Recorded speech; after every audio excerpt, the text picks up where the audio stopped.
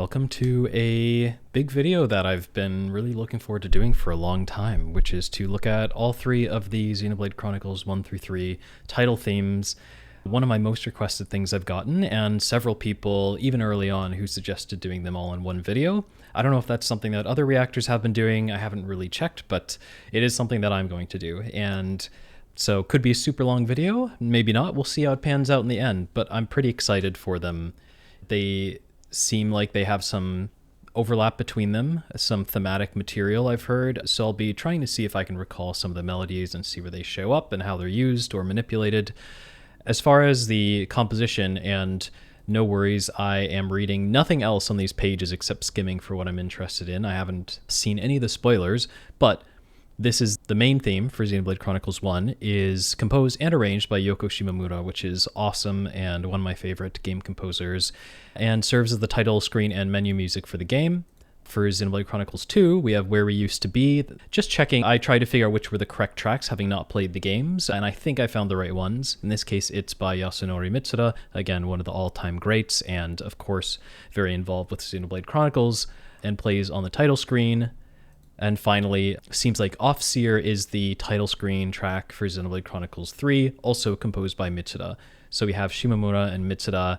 I'm really excited to be doing some of their music, looking at it, and yeah, don't really know what to expect, but probably going to go into it with a bit of a overture kind of expectation. I've talked about this in some other videos, but sometimes title tracks in games, or say tracks playing during introductory movies or cutscenes in a game, can do the job, depending on the type of cutscene or the type of title screen, of an overture in an opera, something like that, where it's laying out a bit of the landscape of not only the mood and the themes and maybe even some character melodies, but giving you a bit of an overview of the narrative arc of the work as a whole as far as its story goes. It's something really cool and unique that operas do, but that games have some space to do as well, and sometimes they do. It's not super common, but it can be when there's a sort of multi-sectional, very dynamic main theme or title theme that actually is conveying something in summation about the experience of the game as a whole without having to be a background to the gameplay necessarily. So I'm curious if they're going to have a little bit of a sense of a narrative arc to them, if they're going to serve more as mood-setting background music for the title screens that sets the tone of the game, or if they are going to try to encapsulate potentially the experience of the game entirely. And some of that might even be subjectively up to debate whether it is or isn't doing that, but that's something I have an eye out for, or an ear out more specifically. But just going to jump right in and see what the first one is. Pick the definitive edition version, had some recommendations for that. I'm assuming like with anything there's some debate, but so far I've mostly been shown the definitive versions from Chronicles 1. So let's jump in.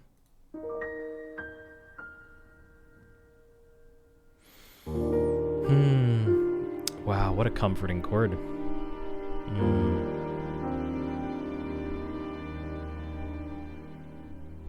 Oh man, I gotta play that.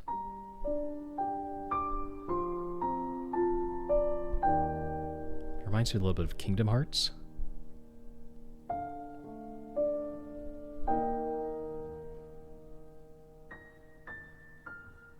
As is Fate, I have to stop at 30 seconds if I haven't already.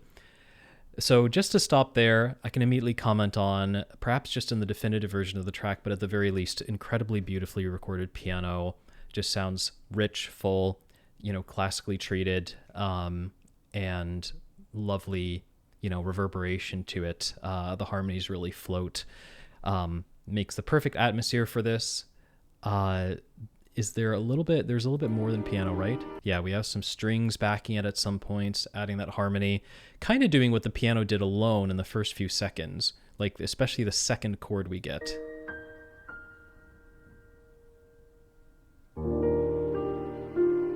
The piano kind of creates that support for itself harmonically, but then the strings come in and do it even more, and then takes over a little bit of that. So the piano can back off to doing it single, one note at a time, a really focused melody instead of providing its own harmonic support. I think it sounds beautiful either way, and I really do like those first two chords. And I'll probably take a look and see if I can figure them out myself and maybe insert that here, maybe later, but I'm definitely if there's more like this, I'm definitely going to at least take a quick stab at it. I mentioned it reminds me of kind of Kingdom Hearts, Dearly Beloved, but it also reminds me of FFX to Xanarkand.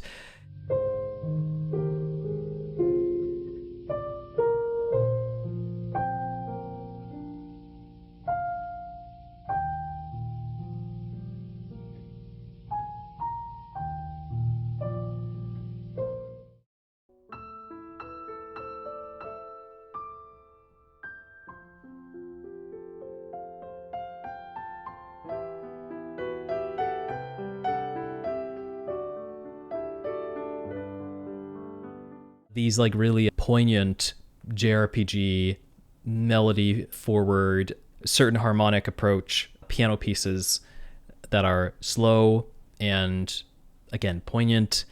It just reminds me of those. Obviously there's a catalog of classical you could relate it to, but it doesn't really quite sound as much like that as it does to other works in the JRPG genre space. There actually is more overlap with exactly how this sounds versus it might be using classical forces so far of just piano and violin, a string section, not a single violin, of course, but it's still just vibe-wise, it's not, there wouldn't be as clear a connection to other existing classical works as there is to other existing works with the same instruments or similar approach in the game genre. So I find that interesting. It really brings those things to mind for me, which are obviously some of people's favorite tracks like that ever. Yeah, it's just really beautiful. I'm going to re-listen to the start, really focus on the melodies, and then go past 30 seconds, probably to about a minute.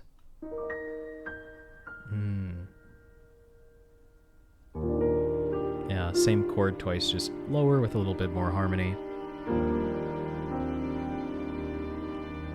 Just the strings floating in.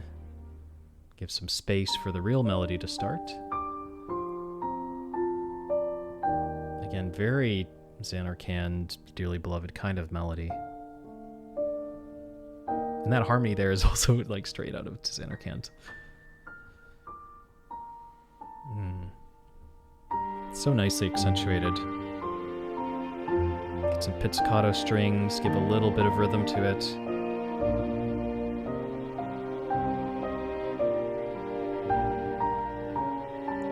Nice. That's what I was hoping for. Great cadence. More instruments.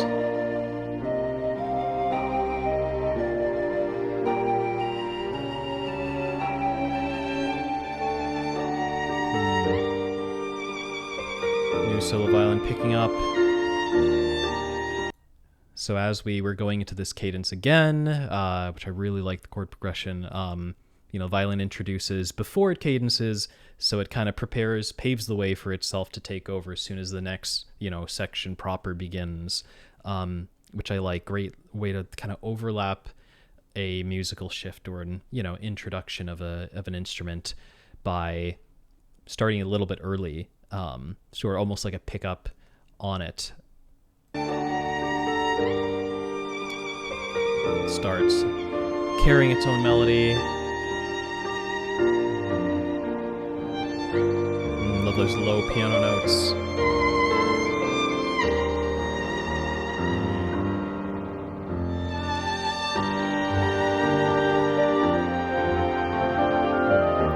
Piano texture and the pizzicato strings are kind of mimicking each other.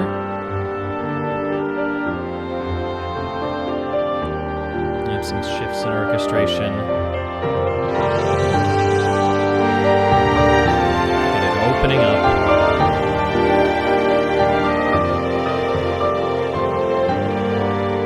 Very polyphonic at this point. There's a couple melody lines going on.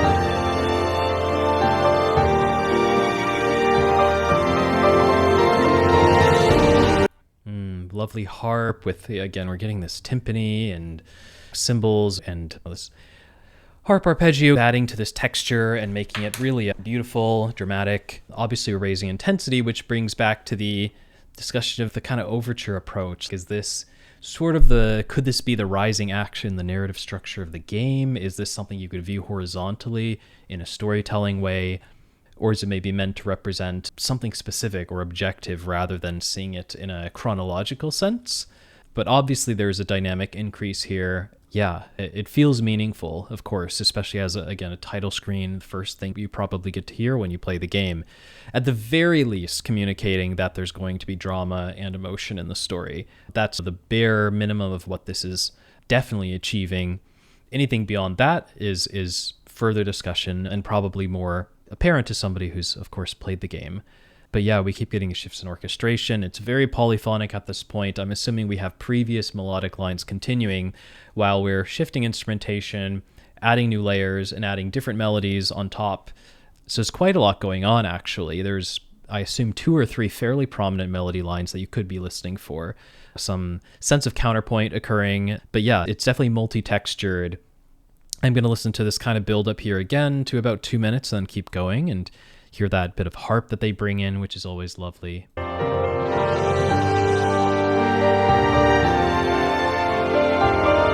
love the full string section taking over there.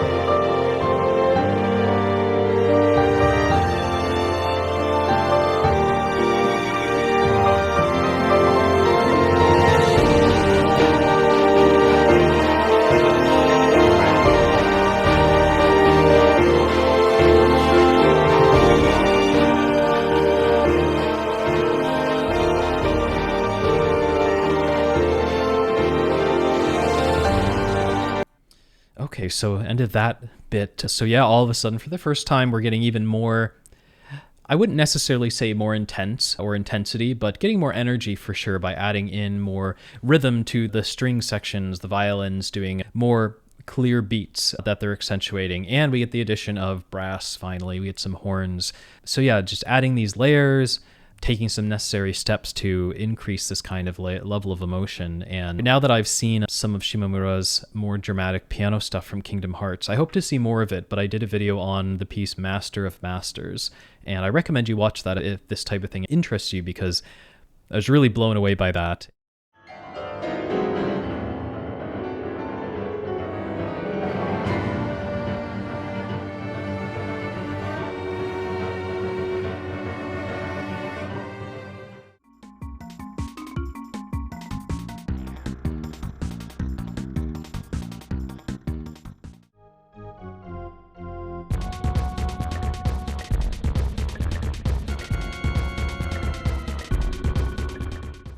And it really showed me her compositional capabilities in the sort of piano concerto genre, which is what this type of piece is. More likely, you could say it's a piece that's using orchestral forces, has strings, has piano, but it's on the edge of whether you would say it's necessarily recreating a piano concerto. But it could be. A concerto could have a movement like this, but it's not always piano focused, so it's maybe more of a symphony that uses it as an instrument, and there's some that do like that. You've got some Shostakovich, Prokofiev symphonies that do such, though it's usually less than this.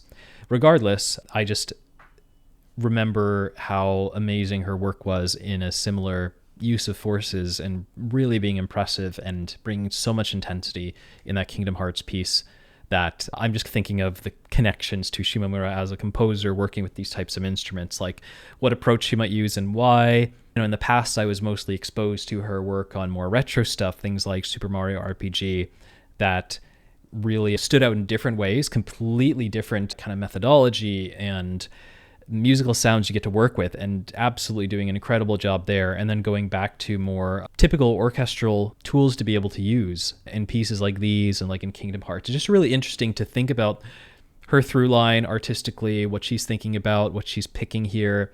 Obviously, I know now that she can do real groovy, bass-heavy, rhythmic stuff on the SNES. She can do basically the equivalent of a 20th century modernist piano concerto in what I saw with Master of Masters.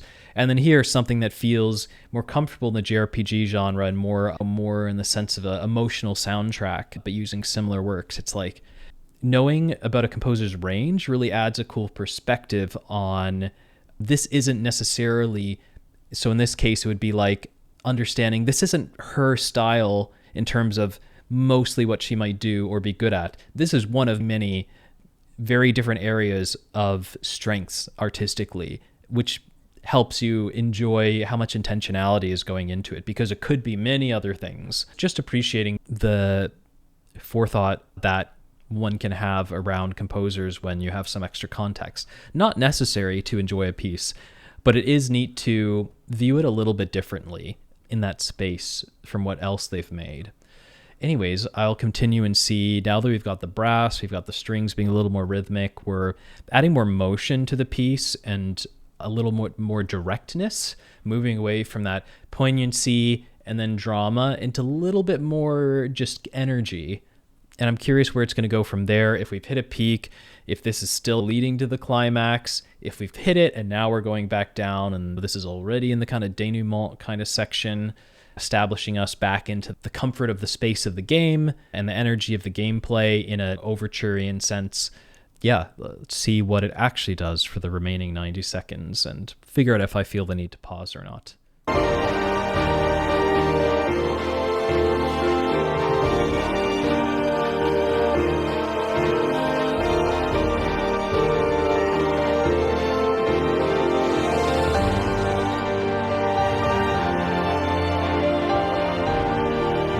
Fading back again, getting that poignancy back. Some good dynamics, great crescendos.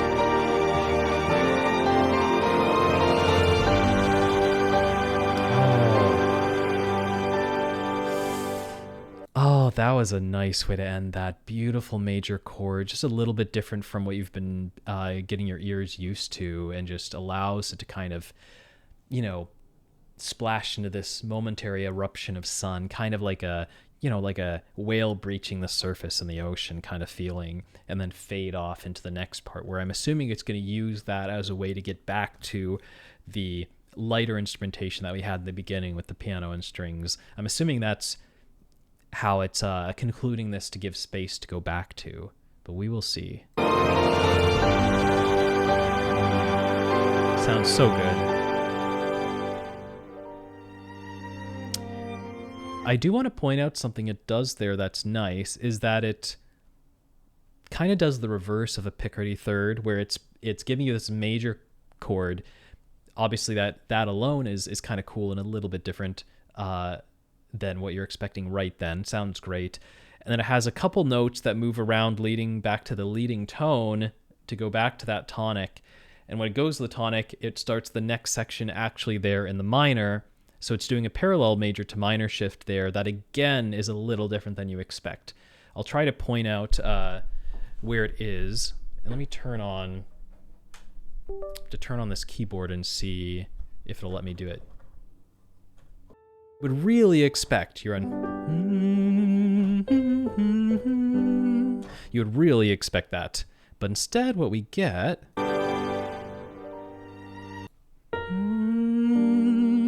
The violin comes in and really emphasizes we get this minor third now.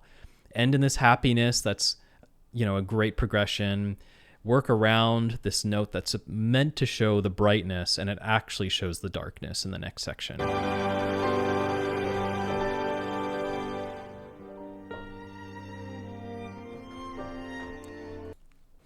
And again, just holding up a camera by hand. I don't have a better setup for this yet, but... that is something I really like about this. Ending that section, starting the next in parallel minor, it really does do a lot for that overture narrative flow sense. It really seems like, some big hope showed up and then actually things didn't work out. In their greatest moment, the heroes failed kind of thing. Or, discovered something dark, that kind of thing. It's like you're not expecting it to land on that minor third there to start this next section, especially when it goes down in intensity as well. So yeah, it's thought-provoking about what it means about the story. And it just sounds great. Oh, that was interesting. Cool kind of a counter motion in the cellos, just for a moment, just because it's not something that's really shown up yet.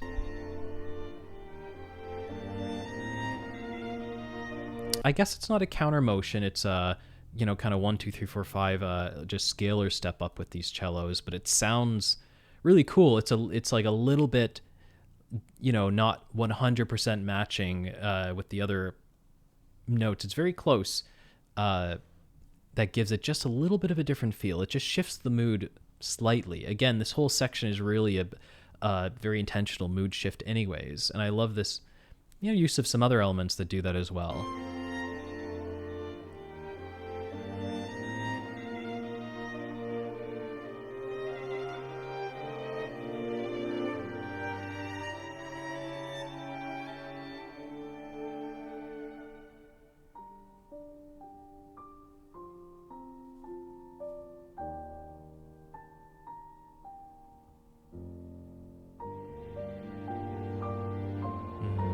Some arpeggiation in the low piano. Sounds great.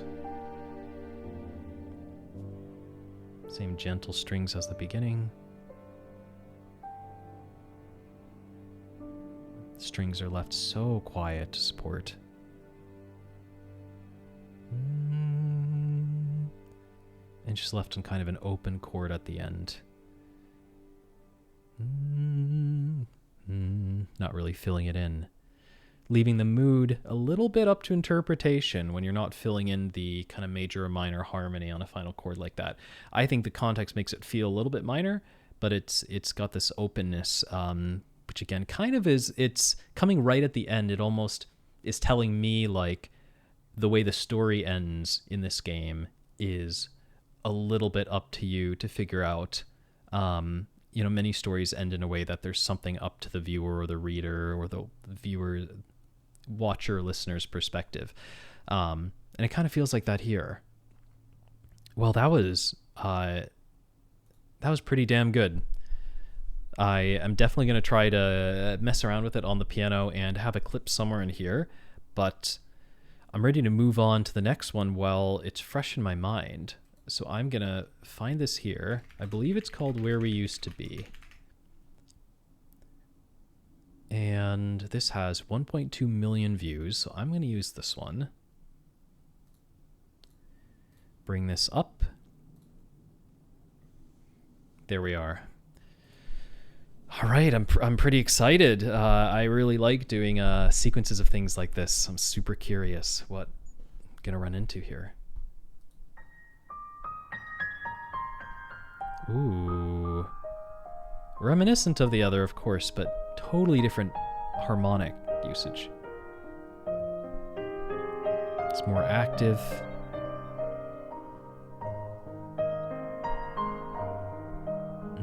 What a great melody. Great little pentatonic, but then back into some other harmonies. This low note sounds so good. Just this lilting back and forth.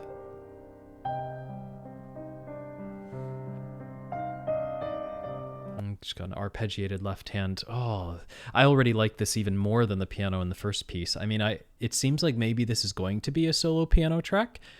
I don't remember fully, so I'm not completely spoiled about it, but I do think people have alluded to the fact that one of these title screens is a lot of piano. So it might be solo, or maybe other stuff is going to come in later in it. But as far as just the piano melody and the writing, you know, it's clearly more of a focus here, and for a good reason, because it sounds so good. There's a lot of different approaches to piano in this already. Like right now we've kind of faded or shifted back into kind of what I assume is going to be the home base for the rest of the piece of right hand melody and arpeggiated left hand harmonic support. This heterogeneous kind of combination. But I feel like there's just different, slightly different moods or styles combined, even in this first 40 seconds, whereas you would normally hear more of one of them overall. So it's actually got a lot of variety, surprisingly. A little bit of modal interest in the start. It's already like preparing your ears for it to not be completely expected, classical Western tonality. But then we get some of these just really beautiful chords, in the very, anime JRPG kind of piano space which is not any less than anything else. It just does have some of its own sound and some harmonic approach that is a little bit more common there, and you hear some of these chords, some of those types of chords here that are just really lovely, you know, a little bit rich.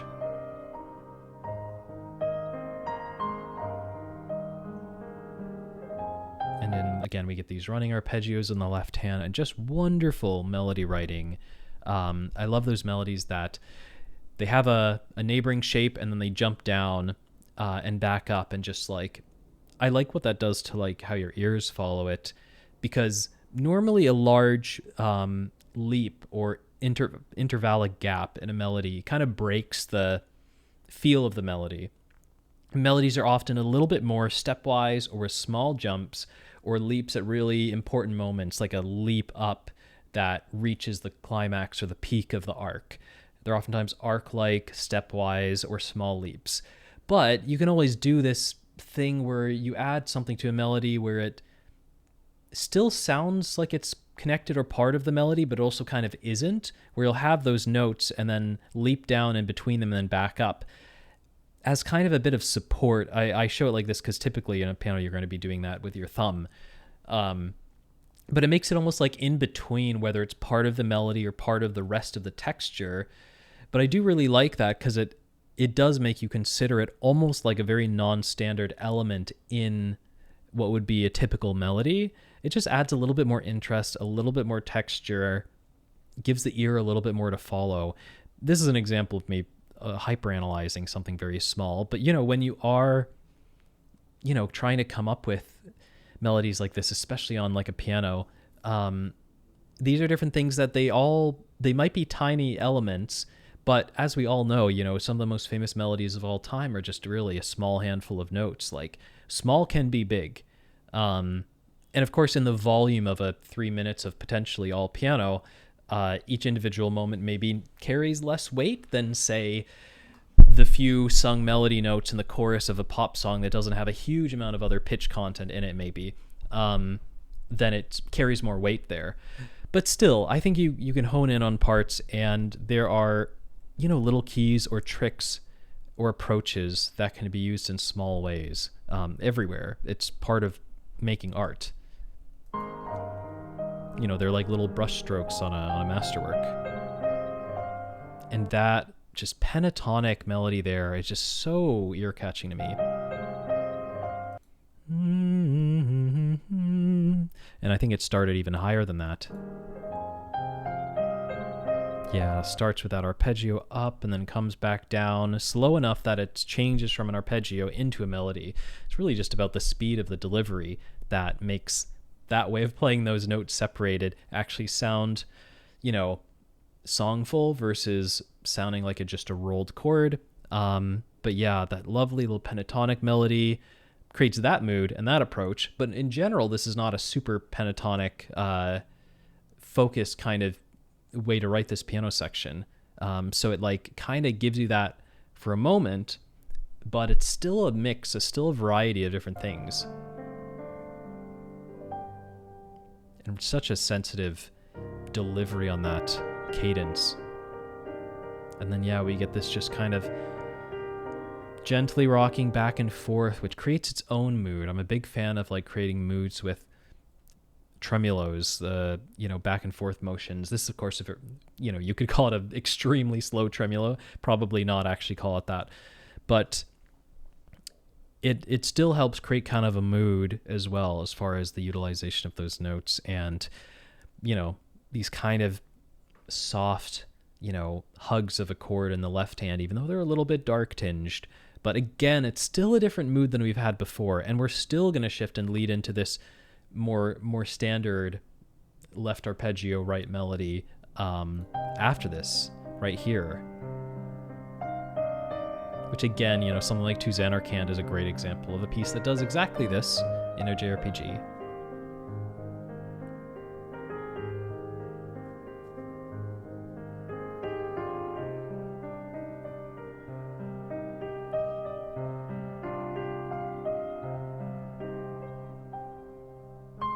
Beautiful. Yeah, 4 times it does the melody, leaps up to a couple notes, and it keeps going up there, reaches back, and then lands on one final one at the top.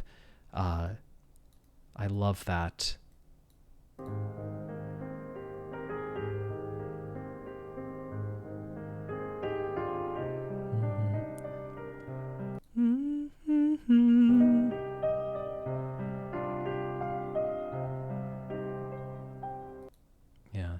that last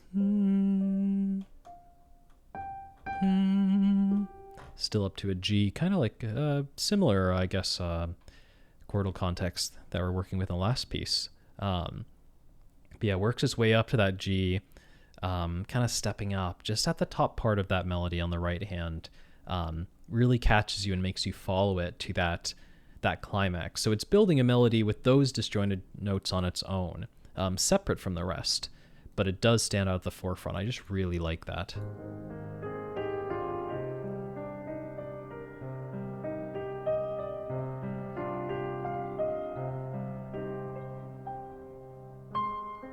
And even higher.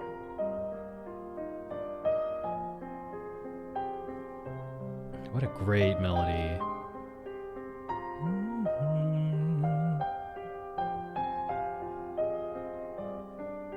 I think I've heard that melody in something I've done. I wonder if somebody can shout out which piece I've reacted to has that, but that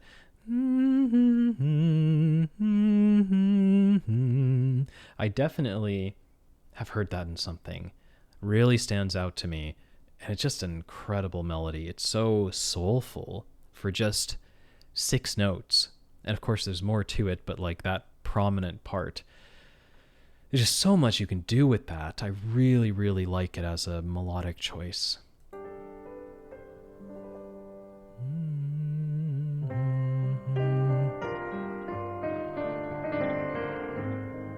A little bit of ornamentation starting.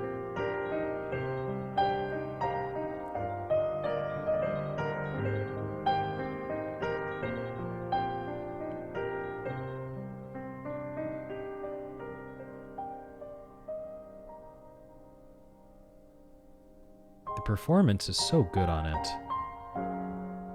Ooh, okay. I love the mix-up in the chords used here. The rich bass. Back to the lilting.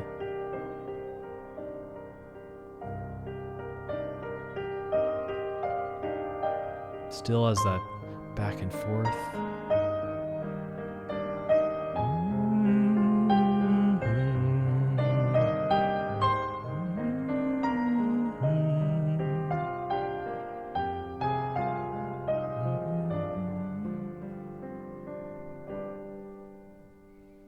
What a wonderful melody. Even a bit richer. Yeah, we're getting some faster notes in the left hand now coming up from the bass, but that the runs that it's doing have kind of doubled in speed a bit. And yeah, so we're getting even more motion, which is interesting because this is so close to the end. I would think it would be trailing off in terms of the addition of energy. It would be doing the reverse, but actually we're getting even more motion in the accompanying hand than usual. So I'm wondering how it's going to bring it to a close here while it's still adding more motion.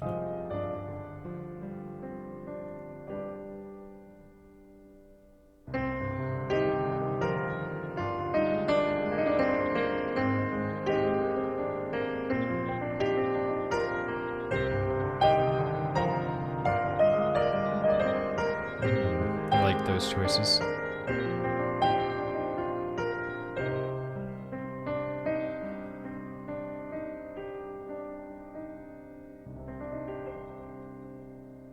Lovely final arpeggio.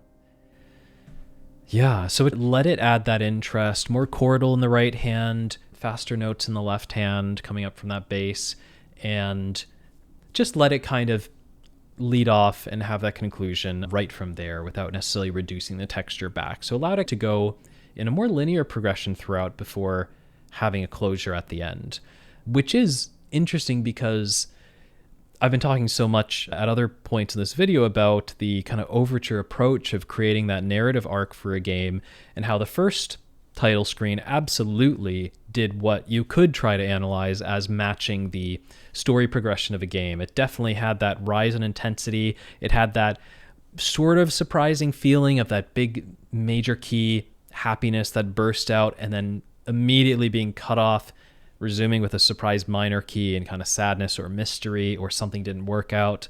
It really had a very storyline-esque dynamic throughout it. The dynamic changes were very storytelling. In this case, it's interesting how different it is. The storytelling is very linear with gradual increasing intensity, never to something huge, and it is in the context, of course, of solo piano, which I love and has plenty of room to have massive dynamic changes. In this case, not huge ones, but definitely adding texture and movement and intensity to some degree up to a moderate level by the end. And makes me wonder, who knows, maybe this game's story compared to Xenoblade Chronicles 1 has a little bit more of rising action from start to finish for a conclusion, rather than an earlier climax point where everything falls apart afterwards and then there's still more story. I'm just curious, could be completely wrong, but that would be the way I would look at it if I were trying to view it as framing and encapsulating the game. But I'm going to go now to the third one. God, this is so fun. I really like getting to look at these. And I believe hopefully I'm correct in looking at the track Off-Seer as the title track. Okay, this seems correct. I've done some with this image from the soundtrack before, and there's clearly people playing flutes, and I don't know if that relates to the gameplay, if it's just a character quirk about this pair of characters, if there's just a decent amount of diegetic music in the game, in other words, music that exists in the world of the game and not just the soundtrack. It would be cool. I love games that have a musical element as part of the world they're in, and then it can bleed into the soundtrack in some cool ways or serve as a connection that makes the soundtrack feel more meaningful in the game. But I really don't know. I'm just noticing for the first time that there's flutes in the image, and maybe they mean more, maybe they don't. Maybe we're going to get flutes in this, but I think we haven't had necessarily a focus on them yet in any of the Xenoblade 3 tracks I've done. They've been, I think, usually with a lot of instrumentation, except for the night tracks I've done, which are wonderful and do have less.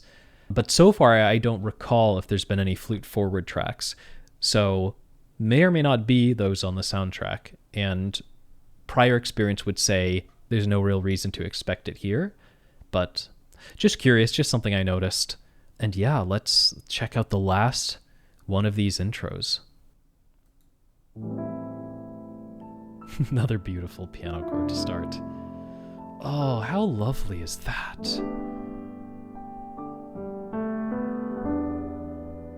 We get these octave notes up high every time. So it's like 3 layers going on. Sounds so beautiful. I love that it paused a little longer there before this next section. More motion.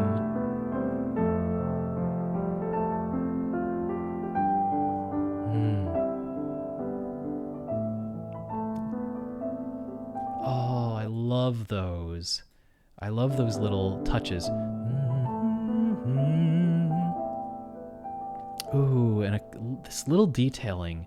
I love that in piano pieces. I love these little details, 2 or 3 notes that they're using here, up higher. It feels almost like it's floating high in the sky above the rest of the texture, and it's just gentle. I just love that little detailing that can be added. I like it in any classical piano piece. There's a lot of freedom to do things like that, but you don't hear them that often. And I like how they're used here so much, especially it does 2-note units and then adds one with 3, and you can even do 4, 5, 6. If you do them quickly, you can make these little detailed shapes, sometimes these are associated in classical pieces with being birdsong or just birds in general. There's a few pieces that are specifically themed around birds. I might include some clips of a few of them here. Not that they're super close to what this sounds, but the approach is the same. You do these little quips of these little clusters of notes quickly. It's often inspired by birds.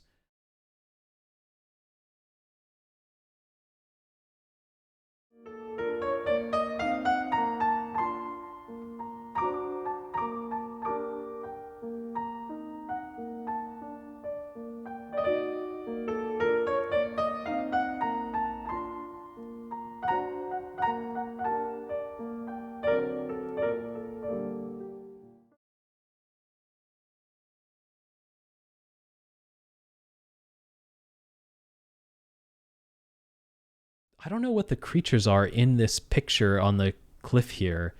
Are they bird-like? I don't. Oh no, I think I've seen images of what these are in the game, but I'm not entirely sure.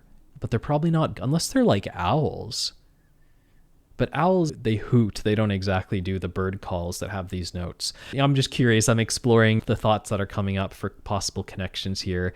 Also, of course, there's a lot of woodwind or flute detailing that can be similar to that too. I'm thinking of it in a purely solo piano context, partly because that's what I'm listening to right now. Tchaikovsky and Schumann and a number of others. Balakirev's The Lark, I think, is one. Or that might be an arrangement, a transcription of a song. I'm not sure. But yeah, this is a wonderful thing used occasionally in classical piano.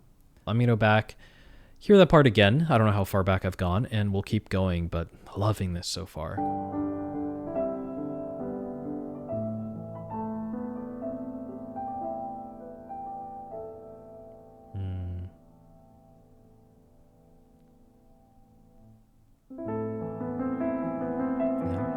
As I expected, we're into these more running arpeggios of notes.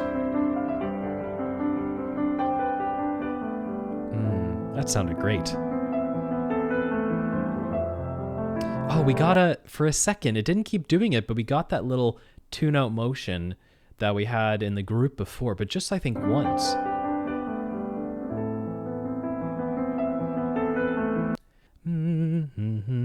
Yeah, that's the notes it does there.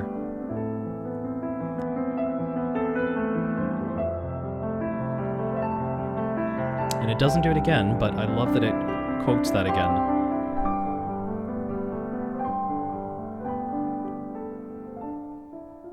Lovely cadence. Kind of deceptive. Oh, the texture sounds so much. I love how different the texture sounds, lighter and shifted higher on the piano.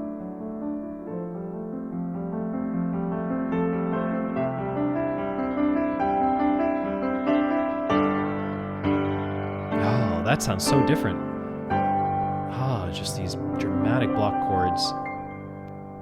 Ah, that was lovely. A beautiful little ornamented arpeggio up the piano. Great usage. I've been listening to a lot of Nikolai Medtner lately, and he's a real master of really creative arpeggios across the piano, which is something I personally enjoy a lot. They feel good, and they can sound really great, and are kind of a step up from just a straight arpeggio of a chord, regardless of how long or big it is, or something purely scalar. Many other composers do this, but just Medtner's been on my mind a lot lately, and has a lot of very creative things like this. Some of them sound almost exactly like this one.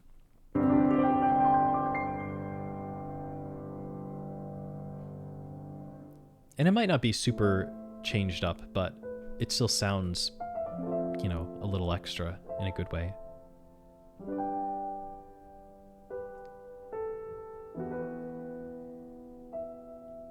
This feels very Mitsuda. Yeah.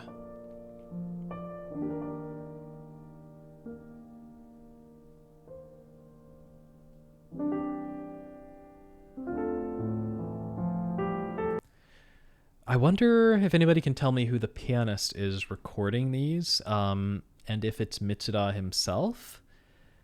I don't know if anybody else remembers this, and I don't know if news has come out or it's changed since, but I remember years ago there was a YouTuber named something like Zohar, something like that, who had, you couldn't see their face or anything, but had some recordings of some of the Chrono Trigger pieces, like Secret of the Forest, really fantastic arrangements and playing. And I remember back then people were theorizing that was Mitsuda himself. And I don't know, that just pops in my mind in terms of wondering if he could be playing on these, because if that was all real, then he is somebody who can record and play piano easily, this sensitively and beautifully, and with great arrangement ability on it. I wonder, probably it's a different pianist just doing a fantastic job playing their role in the soundtrack, but I feel like Mitsuda would be capable of it. Yeah.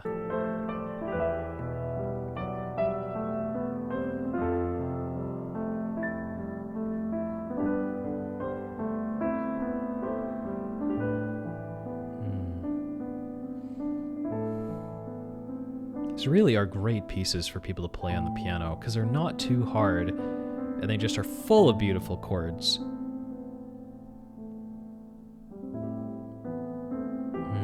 Great deceleration there as well. There's just upward sense of build there. That was beautiful. Oh, it just kind of detaches for a moment, again, takes a breath, and then the next melodic and shapes with the right hand just kind of gradually step ladder their way up. Just for one section there, but it had a completely different construction, at least to what I feel like I've heard so far. From everything else, it really stood out. It just keeps climbing up there. Oh, and back down. Oh, it keeps doing it. I love that. Same section climbing up. Then back to one bass note, which is always a wonderful way to end a piece. Just hit that single note in the bass. What a calm way to end it. Oh, that was beautiful. Man. So 2 of these 3 are solo piano. I will say, maybe I'm too distracted by just being really into the piano texture and everything. I didn't have too much jump out at me of being obviously the same melodies brought forward. There's definitely a lot that sounded similar about them, but as far as finding the exact melodies brought forward, like I was humming and really knew one of these key melodies, but ones like that, I don't remember if I heard them in this. Maybe that's a huge failure as a reactor and people will hate that I missed them if they're there, because I feel like that was alluded to, that they had some connections throughout them. And there's clearly lots of connection. And I did talk about a lot of similar things for all of them. But yeah, as far as like exact melodic phrases brought forward, yeah, I must have been distracted by a lot more elements than to notice exactly those. But hopefully all the other thoughts I had and things I noticed still were thought-provoking in some way or interesting. Definitely there was a lot for me to think about and a lot for me to praise. These are wonderful pieces. And as far as the like narrative energy, the chronological progression in this, it goes up and down throughout it and definitely fades off in energy by the end. Unlike Xenoblade Chronicles 2's Where We Used to Be, in that one, again, it moved up linearly even as a solo piano track from start to finish. This one came and went with a little bit of intensity, obviously stayed fairly low, but yeah, as looking at it relating to a story, it doesn't paint a clear climax, nor does it paint a clear rise in energy towards the end. So I wonder if that could possibly also be the case if it's a game that's a little bit more subtle or soft emotioned in terms of what occurs in the story. Could easily not be true, and I wouldn't be surprised if it's a game full of drama and climaxes, but again, I just find it interesting to attempt to analyze them that way and just see when I play them, I'll see if that holds any water. Yeah, pretty curious. And as far as the playlist, I can remember a good bit about these. Solo piano I have here, and both of these solo piano ones I'm going to include on the playlist here. So I'm going to have Xenoblade Chronicles 2, which is, I believe it's called Where We Used to Be, which is the title theme. Then we also have Xenoblade Chronicles 3 with, it always rebolds it when I go down, which is also the title theme. Hopefully this is correct. And as far as the first one, it is probably more in the dramatic classical section. I'm curious if it does belong there, or if it's an orchestrated energy. I think I have to go back and listen to it for a second to find out. Okay, let me turn the volume a bit and peek around here.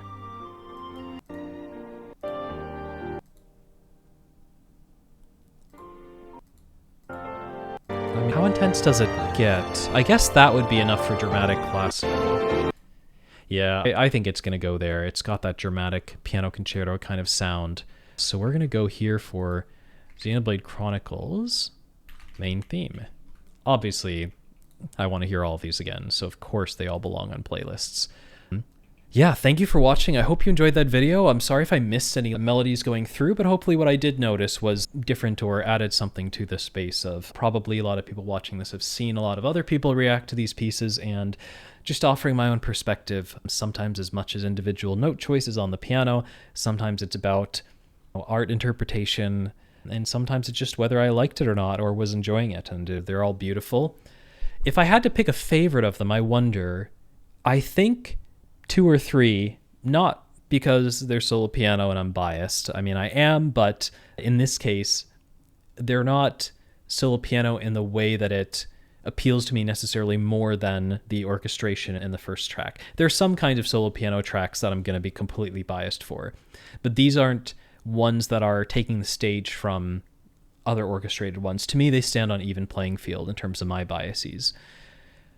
But I feel like 2 had some of my favorite moments out of all of these. So I might say Where We Used to Be from 2 is my top one out of these 3 on a first listen. But they're all very close. They're very close. Anyways, I hope you enjoyed this. Keeping it under an hour, which is great. When you get that 1 hour timer on the video thumbnail, it scares people a little bit. Just kidding, but it's funny to actually cross that. But we're not going to be doing it here unless I add some really long extra sections or some piano.